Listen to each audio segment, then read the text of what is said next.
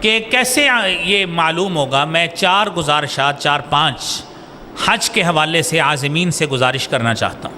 پہلی گزارش یہ ہے کہ آپ کوئی بھی عمل کریں، جب تک اس میں اخلاص سے نیت نہیں ہوگا وہ عمل اللہ کے ہاں قبول نہیں ہوگا۔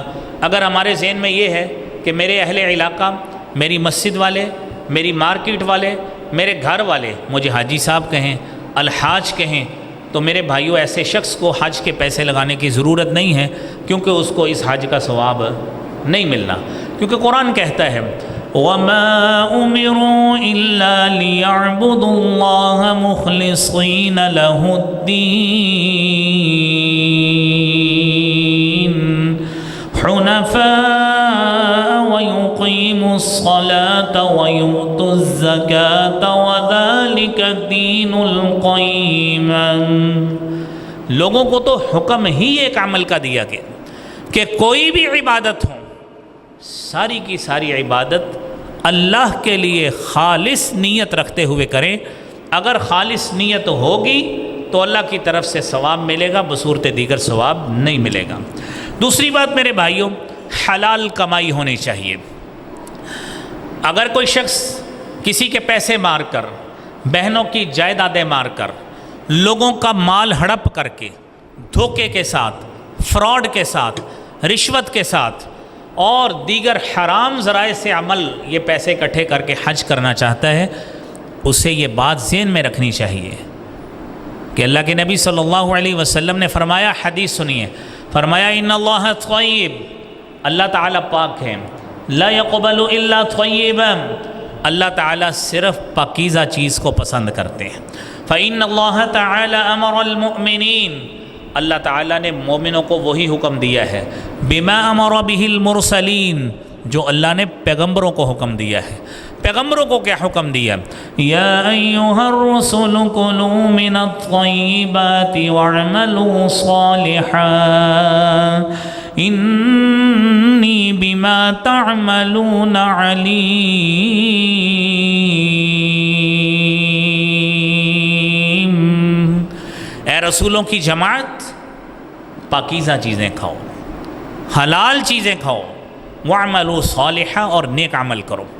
آپ نے حدیث میں یہ آیت پڑھی اور صحابی بیان کرتے ہیں ثُمَّ ذَكَرَ الرَّجُلُ أَشْعَثَ أَغْبَرَ ثَائِرَ الرَّأْسِ يُطِيلُ السَّفَرَ، آپ نے ایک ایسے شخص کا تذکرہ کیا جس کے بال بکھرے ہوئے، جس کے سارے جسم پہ گرد و غبار کے آثار ہیں، اور بال بکھرے، سفر میں اٹا ہوا، گرد و غبار میں اٹا ہوا، لمبا سفر کر کے آتا ہے، یمد یدیہ، اپنے ہاتھ رب کے سامنے بڑھاتا ہے اور کہتا ہے یا ربی یا ربی، اپنے رب کو پکارتا ہے۔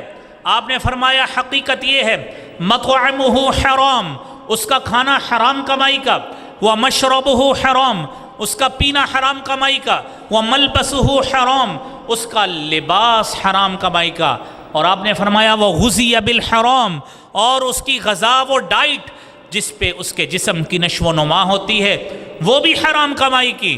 میرے نبی صلی اللہ علیہ وآلہ وسلم نے فرمایا انا یستجاب لہ، اور جس کے یہ اتنے بدترین عمل ہیں، انا یستجاب لہ، اس کی قبولیت کیسے ہوگی؟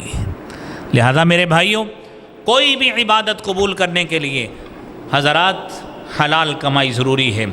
اور تیسری بات میرے بھائیوں، کوئی شخص اس کے ذمہ قرض ہے، کوئی وصیت ہے، اور قرض اس صورت میں بھی ہے کہ جاتے جاتے آپ نے کسی سے سبزی لی، آپ کے جیب میں 200 بنا تھا، 150 نکلا، آپ نے کہا 50 بعد میں دیتا ہوں۔ اب آپ کے گھر والوں میں کسی کو نہیں پتا کہ آپ نے کسی کے 50 بھی دینے ہیں، کسی کا 100 بھی دینا ہے، کسی کا 200 بھی دینا ہے۔ آپ نے بلک اماؤنٹ کھاتے بنائے ہیں اپنی دکانوں کے، اپنے ملوں کے اور اپنے کاروبار کے، بلک اماؤنٹ، بڑی بڑی اماؤنٹس لکھی، کھاتے بنائے ہیں، لیکن یہ چھوٹے چھوٹے جو پیسے ہم نے دینے ہمیں پتہ نہیں ہوتا۔ آپ نے فرمایا، حضرت عبداللہ ابن عمر رضی اللہ تعالی عنہما بیان کرتے ہیں، نبی کریم صلی اللہ علیہ وآلہ وسلم نے فرمایا کہ کسی مومن کے لیے حلال نہیں ہے کہ اس کی 2 راتیں ایسی گزریں الا ووصیتہ مکتوبۃ عندہ، مگر اس کی وصیت اس کے پاس لکھی ہوئی ہونی چاہیے کہ میں نے فلاں فلاں کے پیسے دینے ہیں۔ لہذا آپ نے کوئی قرض کا عمل ہے، کوئی وصیت کا عمل ہے، اس کو لکھا ہوا اپنے پیچھے ورثاء کے سپرد کر کے جائیں جو اب آپ نے حج کرنے جانا ہے، عمرہ کرنے جانا ہے۔ اور چوتھی بات میرے بھائیوں وہ یہ ہے احکام حج کو سیکھیں۔ آپ نے فرمایا خذوا عنی مناسککم، مجھ سے اپنے حج کے مناسک سیکھ لیجئے۔ اور آپ خوش قسمت ہے جو میرے بھائی جائیں گے، آپ کو وہاں پہ جا کے اندازہ ہوگا کہ آپ کو 80-90% لوگ وہ ملیں گے جنہیں حج کرنے کا علم ہی نہیں ہے کہ حج کرتے کیسے ہیں، جنہیں عبادات کرنے کا طریقہ ہی نہیں آتا، کچھ پتہ نہیں ہے، لیکن 8-10 لاکھ 12-14 15 بلکہ اب تو 20-20 لاکھ تک 22-22 25-25 لاکھ تک کا پیکج موجود ہے۔ اتنے پیسے لگانے کے باوجود اگر میرے بھائیوں اس کا عمل یہ بن نہ سکا سنت کے مطابق تو عزیزوں پھر اس کو عبادت کا فائدہ کیا ہوا۔ اور عازمین حج سے 5ویں اور آخری گزارش یہ ہے کہ حج انسان کی شخصیت کو بناتا ہے، تربیت کرتا ہے۔ اور تربیت کیسی کرتا ہے؟ آپ کی شخصی تربیت کرتا ہے۔ کیسی؟ قرآن کہتا ہے نا وَتَزَوَّدُوا فَإِنَّ خَيْرَ الزَّادِ التَّقْوَىٰ وَاتَّقُونِ يَا أُولِي الْأَلْبَابِ، کہ جس طرح آپ مال دولت کا اہتمام کر کے زیادہ راہ کا اہتمام کرتے ہیں، سفری اخراجات کا کرتے ہیں، صحیح معنوں میں اہتمام کیجئے للہیت کا، تقوی کا اہتمام کیجئے، اللہ کا ڈر پیدا کیجئے۔